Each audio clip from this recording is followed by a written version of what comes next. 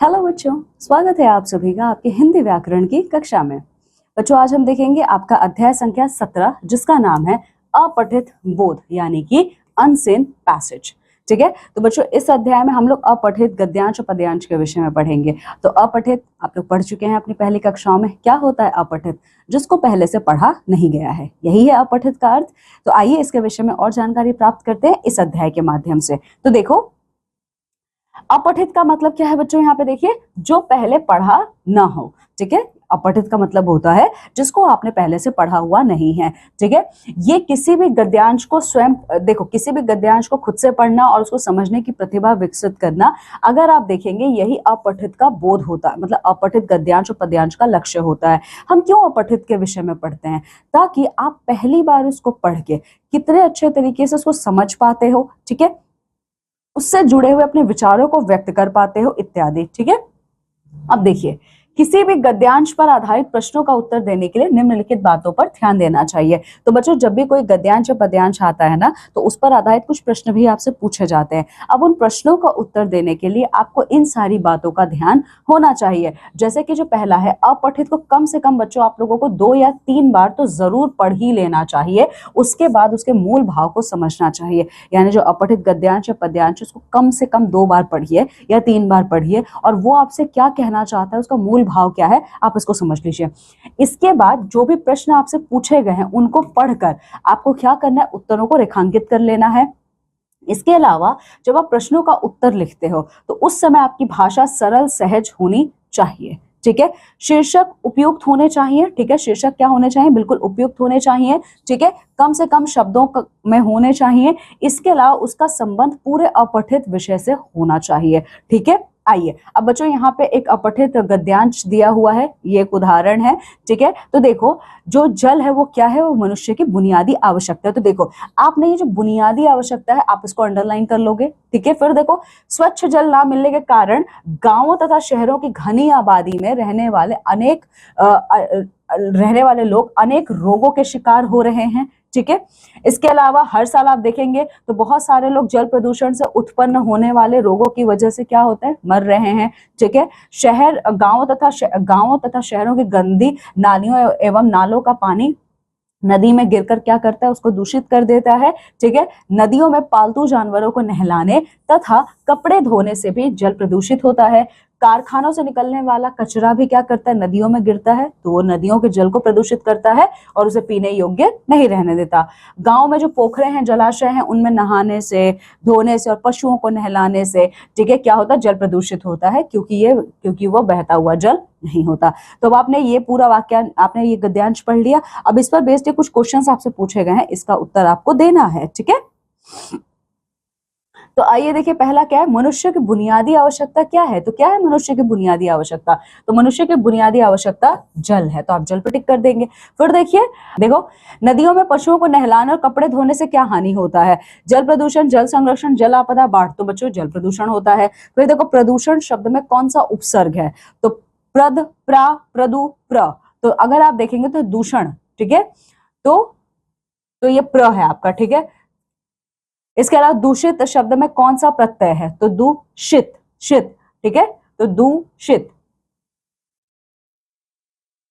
ये है आपका। ठीक है, इत। फिर देखिए, इस गद्यांश का उपर्युक्त शीर्षक क्या होगा? तो बच्चों इसका उपर्युक्त जो एक शीर्षक होगा वो होगा आपका जल प्रदूषण। ठीक है, क्योंकि आपने जल प्रदूषण के विषय में पढ़ा।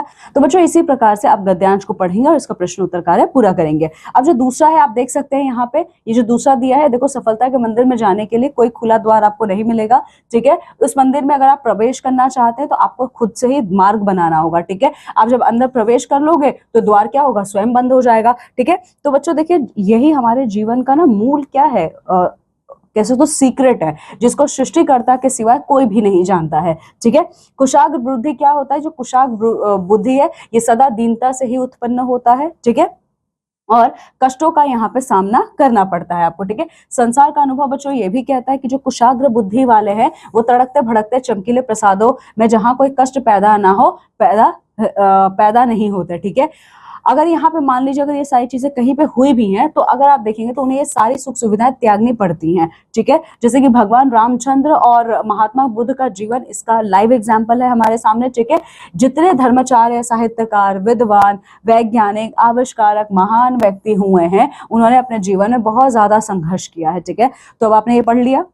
अब आप इस पर बेस्ड ये सारे क्वेश्चन आंसर्स को पूरा करोगे। जैसे कि सफलता के मंदिर में जाने के लिए द्वार कौन बनाता है? मनुष्य स्वयं, मित्र, साथी या घर के बुजुर्ग? तो मनुष्य स्वयं बनाता है ना। फिर देखिए, कुशाग्र बुद्धि वालों के लिए संसार में क्या अनुभव है? तो वह कष्टों में पैदा होते हैं, वे लड़ते रहते हैं, वे महलों में रहते हैं, वे शांत रहते हैं। तो बच्चों वो लड़ते रहते हैं, ठीक है। अच्छा देखिए, वे लड़ते रहते हैं या शांत रहते हैं, दोनों हो सकता है। तो आप शांत रहते हैं को कहोगे कि शांत रह के क्या करते हैं? वो सारी चीजों को देखते हैं, ठीक है। इसके अलावा इनमें से बाकी जो 3 है ये आप करेंगे, ओके। अब तीसरा देख लीजिए बच्चों, जैसे कि आज का जो हमारा समय है, ये जो हमारा समय है, यहाँ पे युद्ध जो है ये वर्तमान युग का कठिन और एक भयानक समस्या के रूप में उभर के आ चुका है, ठीक है, जिससे अब कोई भी बच नहीं सकता। परंतु यहाँ पे एक प्रश्न बच्चों ये भी उठता है कि क्या हम सदा के लिए युद्ध बंद करने की घोषणा कर सकते हैं, ठीक है, या फिर इसके विपरीत हम कॉन्सिक्वेंसेस को झेलने के लिए तैयार रहे, जहां पे मनुष्य जाति का समूल नाश हो जाए युद्ध की वजह से, ठीक है। अगर आप सदैव के लिए युद्ध से विमुख हो जाते हो तो बच्चों हम एक ऐसे सुखी समाज का निर्माण कर सकते हैं जहां ज्ञान और विज्ञान की सतत प्रगति होते हुए हमें दिखाई देगी। इसके अलावा इस स्वर्गीय आनंद के बदले आप क्या कर सकते हो? इस स्वर्गीय आनंद के बदले यहाँ पे आप देखेंगे हम लोग विनाशक मृत्यु को क्यों चुनते हैं, ठीक है। हमने क्या क्या आप देख रहे हैं ना, बहुत सारे देश आपस में लड़ते रहते हैं, ठीक है। क्यों लड़ते हैं? क्योंकि वो अपने झगड़ों को कभी खत्म ही नहीं करना चाहते, कभी खत्म नहीं करना चाहते अपने झगड़ों को, ठीक है। इसके अलावा अगर आप देखेंगे तो हम मनुष्य हैं, हमने क्या किया? मनुष्यता के नाम पर प्रार्थना तो अवश्य की है, लेकिन मनुष्यता का ही नाश हमने कर दिया है, ठीक है। तो बच्चों इसीलिए अब बहुत ज्यादा ये जरूरी है कि ये हम तय करें, ये आप तय कीजिए कि खुशहाल भविष्य हमें चाहिए या फिर युद्ध पर बेस्ड हमें वही पुरानी जो चीजें हम झेलते हैं वही सारी चीजें झेलें। अब आपने इसको पूरा पढ़ा है, ठीक है। ये जो नीचे यहाँ पे विकल्प दिए गए हैं अब आपको इसको पूरा करना है। जैसे कि देखो आज हमारे सामने कौन सी भयंकर समस्या है? तो बच्चों सबसे बड़ी भयंकर समस्या युद्ध की है, ठीक है। तो युद्ध से विमुख होकर हम कैसे समाज का निर्माण कर सकते हैं? सुखी, आपदाग्रस्त, प्रगतिहीन, दुखी समाज। तो सुखी समाज, ठीक है। बाकी का बच्चों आप करेंगे, ठीक है। इसके अलावा ये चौथा है, चौथा आपका गद्यांश दिया है। तो देखो आज जो मनुष्य है वो क्या करता है? वो स्वयं को समय के अनुसार बदलता जा रहा है, लेकिन बच्चों कुछ आपके मनुष्य ऐसे भी हैं जिन्होंने अपने आप को स्वयं के अनुसार कभी नहीं बदला। जैसे कि जो महात्मा गांधी हैं वो एक ऐसे व्यक्ति थे जिन्होंने सत्य तथा अहिंसा का मार्ग सबसे ज्यादा चुना, ठीक है। तो महात्मा गांधी में अगर आप देखोगे तो राजनीतिक गुण के अलावा उनके अंदर सामाजिक गुण भी थे, उनमें धार्मिक गुण भी थे, क्योंकि वो सभी धर्मों को क्या करते थे? एक समान वो मानते थे। वो सभी धर्मों के लोगों को भाई के रूप में प्रेम करते थे। लेकिन ये बहुत बड़ी विडंबना रही कि जो अहिंसा के पुजारी थे वो जो अहिंसा का पुजारी था वो हिंसा का शिकार हो गया और स्वर्ग को प्राप्त हुआ, ठीक है। तो यहाँ पे सही विकल्प के आगे आपको टिक करना है। जैसे कि महात्मा गांधी जी के धार्मिक गुणों में क्या भिन्नता थी?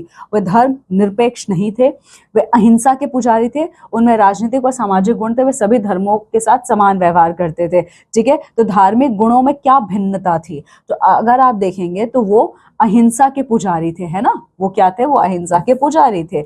इसके अलावा गांधी जी पुजारी थे तो सत्य और अहिंसा के, ठीक है।